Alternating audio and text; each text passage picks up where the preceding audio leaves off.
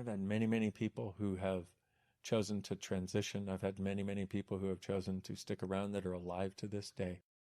One of the most beautiful ones that chose to transition was a lady that I worked on at a class I do called Energetic Synthesis of Being, which is about giving you a platform for your very being, getting energetically to the basis of what is true for you as a being. And it's such a wonderful class to facilitate. I am so grateful to be able to do this work. Well, I had a lady who was in her 60s. She was an Italian woman, and she was one of those sturdy little, stout little Italian grandmothers, you know.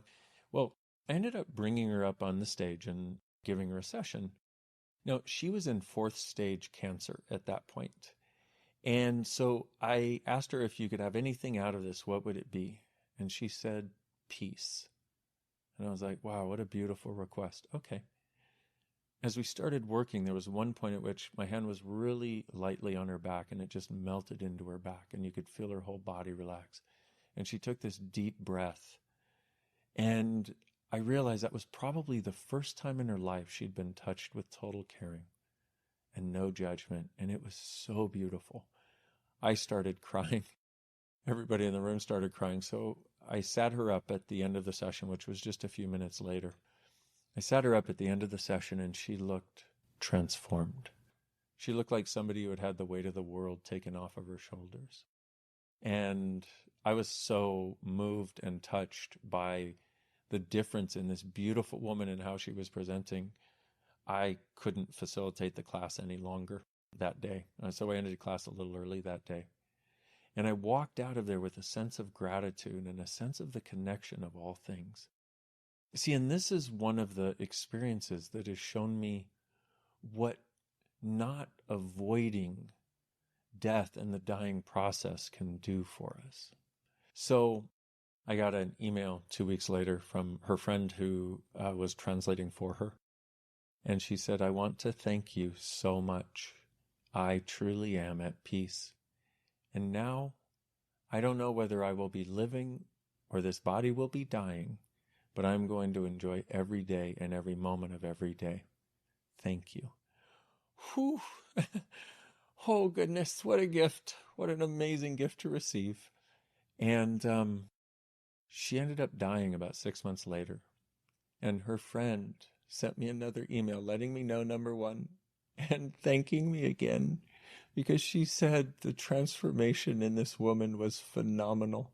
She, who had been unhappy for most of her adult life, she who had not let others in, started connecting with other people, started hugging them and not letting them go. And the lady said, after that session was the first real hug I've ever had with her. And she also wanted me to thank you. She wanted me to thank you because she said the last 6 months of her life were like an entire lifetime in themselves. And they were the greatest 6 months she's ever had so far, and she is looking forward to what's ahead. So, once again, take what makes you lighter. But I'll tell you, it's an amazing perspective. It's an amazing thing to be in the presence of something that truly beautiful. My sense is we all have a lot more beauty within us than we've been acknowledging. And I think what really gets people, especially if they, like almost all of us, have been conditioned to believe in the value of judgment and the wrongness of all the wrong choices and the rightness of the right choices that eventually turn wrong. Because when your perspective is that of judgment, you always end up in a place of wrongness, no matter how right you're trying to be, no matter how right you think you are for a particular choice. Wrongness is always the end result of judgment. And if you add on top of that, if you're wrong, you're going to hell, or if you're wrong, you're going to suffer in purgatory or what have you, I'm sorry, that's just a mechanism for control. That's a mechanism so people don't have peace in living. That's a mechanism to control people, to get them to make someone outside of them the source and the answer. And I fully believe that there are many things outside of us that are an amazing contribution, and many people, and the plants and the animals and the planet itself, and so many things that are a contribution.